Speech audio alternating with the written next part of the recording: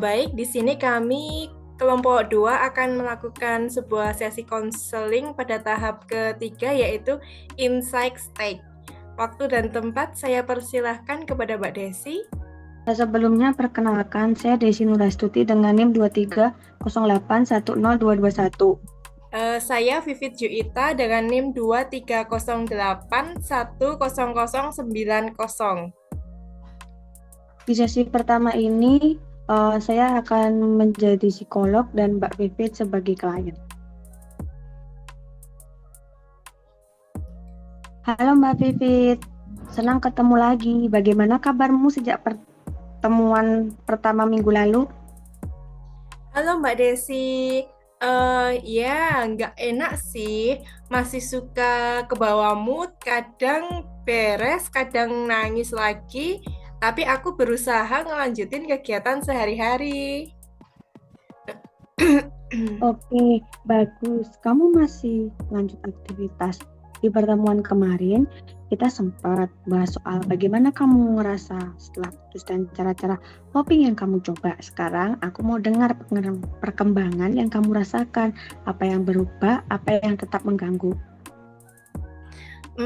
Jadi ada yang berubah sih Mbak. Aku mulai keluar sama teman-temanku, terus kerjaan sedikit lebih fokus lagi. Tapi yang mengganggu itu gini, tiap kali saya lihat story mantan, aku sangat kepo banget ya Mbak. Terus kadang ngerasa kayak aku yang salah karena dia move on lebih cepat, rasanya malu juga Mbak. Kedengarannya ada dua hal yang berjalan bersamaan. Kamu melakukan langkah-langkah sehat, ketemu teman, kerja, tapi masih ada reaksi emosional kuat setiap ada tanda-tanda mantan move on. Itu bikin kamu merasa malu dan bertanya apakah yang salah pada dirimu, apakah itu tepat? Nah, iya benar sekali Mbak. Aku juga kadang bingung karena aku bilang udah siap nih aku move on, tapi kok masih cek sosial media dia terus kayak bilang A tapi berperilaku B gitu sih Mbak. Terima kasih Mbak Vivit. Aku mau menantang sedikit buat Mbak Vivit nih.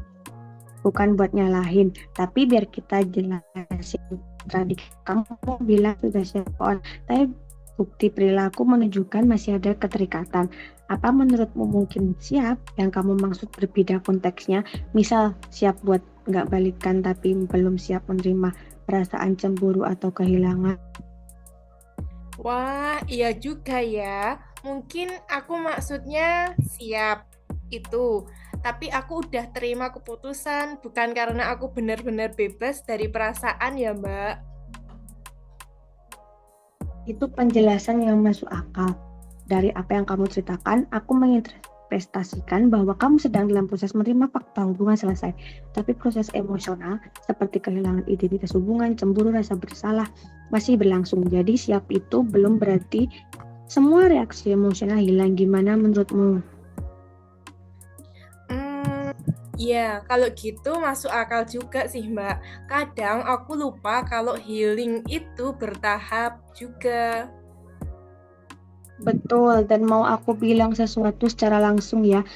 Seorang konselor yang bekerja dengan banyak orang juga sering melihat hal yang sama. Aku pernah menangani klien lain yang bilang udah oke, tapi mediumnya masih sering stalking mantan. Itu normal dalam proses pemulihan. Bukan berarti kamu lemah, kamu lagi belajar.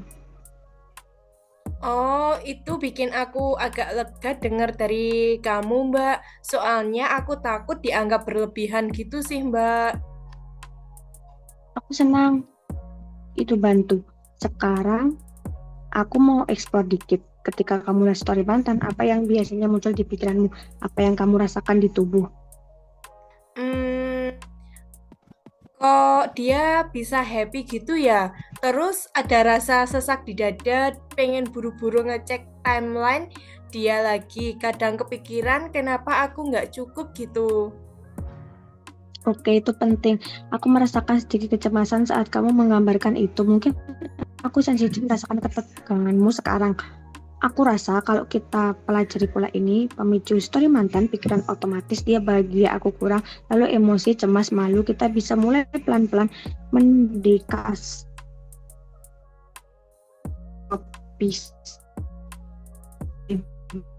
bagaimana kerja sekarang saat mulai muncul. Coba hentikan sejenak, tarik nafas dan tanyakan apakah ada bukti lain, apakah aku membandingkan momen terbaik dia dengan momen terburukku. Aku suka itu. Kadang aku memang membandingin momen-momen. Ntar aku coba deh, Mbak. Bagus, kita juga bisa latihan self-talk alternatif. Ini bukan ukuran nilai dirimu, ini bagian dari proses. Untuk minggu ini, tugas kecilnya setiap kali terpancing ngecek mantan, catat satu pemicu, satu pikiran yang muncul, dan satu respon alternatif yang kamu lakukan. Bisa tarik nafas, chat teman, atau jalan sebentar. Gimana komitmenmu? Aku mau mencobanya, Mbak. Kayaknya manageable juga ya. Bebas. Kita akhiri, ada yang pengen kamu bahas hari ini? Ada rasa takut, marah, atau hal lain? Aku takut nanti aku nggak bisa nemu yang cocok lagi. Kadang takut sendirian juga, Mbak. Itu wajar, kita bisa bahas ketakutan itu di pertemuan berikutnya dan eksplorasi nilai-nilaimu soal hubungan agar kamu punya arah. Untuk sekarang, kamu sudah melakukan langkah kecil yang berarti. Kita jadwalkan pertemuan lagi minggu depan. Oke, sip. Makasih ya, Mbak Desi. Aku merasa lebih jelas untuk saat ini. Sama-sama Mbak Vivit, ingat progres kerja tetap progres. Sampai ketemu minggu depan. Oke, untuk sesi kedua, saya Vivit Juida sebagai psikolog dan Desi sebagai klien. Halo Mbak Desi, apakah baik kabarnya? Terima kasih sudah datang lagi. Sebelumnya, kamu bilang di sesi pertama ada konflik perbandingan dengan ibu. Apa ada perkembangan sejak terakhir kali, Mbak? Halo Vivit, dia masih sering kepikiran. Aku merasa di Bandung suka bandingin aku sama tetangga atau anak teman dia. Kadang aku merasa nggak pernah cukup.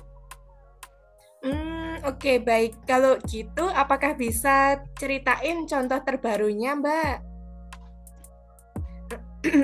Lalu pasnya anak disinggung dan kesal, aku langsung diam aja padahal pengennya jawab. Oke, terasa gimana di dalam saat itu, Mbak? Sakit sih, kayak kecil lagi, dada panas, terus tersinggung, pengen nangis tapi aku tahan karena malu. Wah, aku dengar ada rasa kecil dan malu itu. Di pertemuan sebelumnya, kamu sudah bilang pernah ngalamin hal yang serupa berulang kali. Aku mau nunjukin sesuatu nih. Kamu bilang bisa tahan dan bilang, aku capek, lalu diam, tapi perilakumu seperti menahan sama malu. Nah, konsisten dengan perasaan belum dimengerti, ada kontradiksi antara ingin ngomong dan memilih diam. Menurutmu, kenapa kamu sering memilih diam ya, Mbak Desi? Mungkin karena takut konflik sama ibu, aku juga nggak mau bikin suasana rumah jadi ribut. Oh, itu masuk akal kok, Mbak. Dari pengamatan saya menginterpretasikan bahwa strategi diam yang kamu pakai kemungkinan sebagai cara melindungi hubungan kamu yang hindari konflik itu menjaga kedamaian. Tetapi strategi itu membuat kebutuhanmu untuk didengar tidak terpenuhi, Mbak. Jadi jangka pendek aman. Namun untuk jangka panjang muncul penumpukan perasaan. Apakah kamu merasa itu cocok? Wah, iya benar. Kadang aku baru marah pas udah jauh dari rumah. Aku mau berbagi sedikit nih pengalaman profesional yang mungkin menormalisasi perasaanmu. Jadi beberapa klien punya pola serupa, mengalah demi keharmonisan tetapi kemudian memendam. Memang wajar, bukan berarti salah. Dengar itu agak lega sih, jadi bukan aku doang yang merasa kayak gini. Nah, betul sekali Mbak. Sekarang aku pingin coba latihan imajinatif yang cepat. Coba Mbak bayangin situasi yang biasanya memicu perbandingan itu bilang sesuatu. Kamu boleh praktik satu versi respon yang bukan diam. Kita latihan kalimat pendek. Kita coba bareng, oke?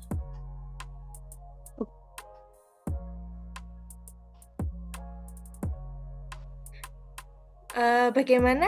Oke, Mbak Desi? Oke.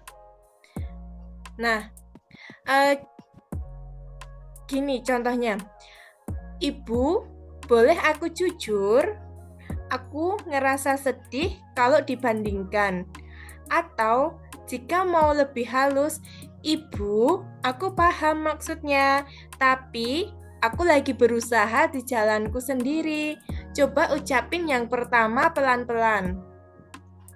Ibu, boleh aku jujur, aku merasa sedih kalau dibandingkan.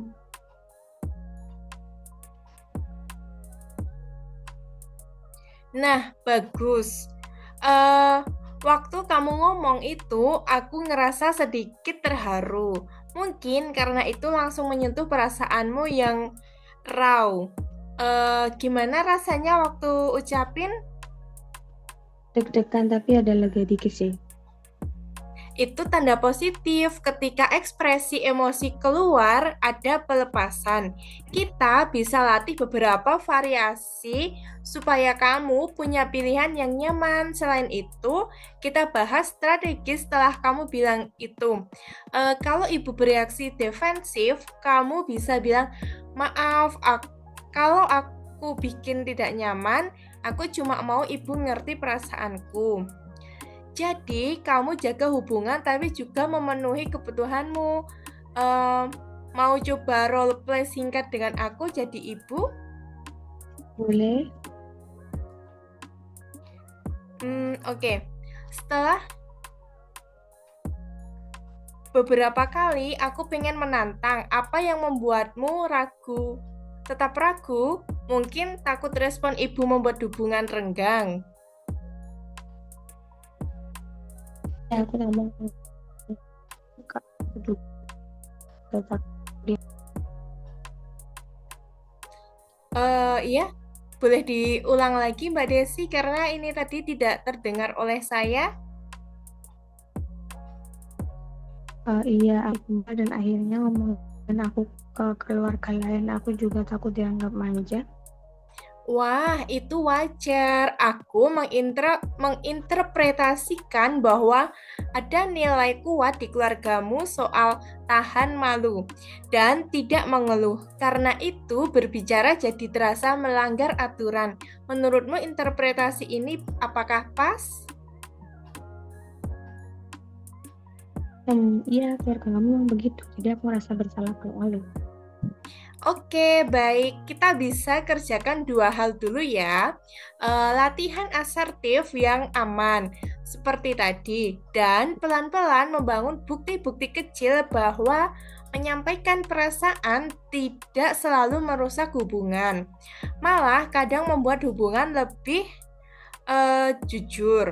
Untuk tugas rumah minggu ini, yang pertama, Mbak Desi bisa nih mencatat satu situasi saat Mbak merasa dibandingkan. Lalu yang kedua, coba salah satu kalimat asertif tadi, mungkin bisa lewat telepon atau langsung ya Mbak. Terus yang ketiga, itu catat respon Ibu dan perasaan Mbak setelahnya. Apakah Mbak setuju? Aku setuju, tapi deg-degan. Wah, deg-degan itu wajar, Mbak. Mulai dari hal yang kecil dulu ya. Satu lagi, aku mau jujur sedikit. Saat kamu cerita, aku merasa terhubung dan terkadang sedikit cemas untuk kamu. Karena aku ingin kamu nggak terus-terusan memendam. Aku bilang, ini supaya kamu tahu. Aku merasakan keterlibatan bukan netral. Gimana menurutmu? Aku ngerasa didukung, makasih buat keterbukaanmu. Oke, sama-sama. Sebelum kita tutup, ada yang ingin ditanyakan atau hal lain yang ingin Mbak explore untuk saat ini? Sebenarnya cukup, aku pengen coba tugasnya dan nanti lapor di pertemuan berikutnya. Oke, baik. Kita jadwalkan lagi seminggu ya. Ingat, tujuan kecil lebih penting daripada sempurna. Sampai ketemu, Mbak Desi. Kamu sudah melakukan langkah berani hari ini. Makasih Mbak Vivi, sampai ketemu.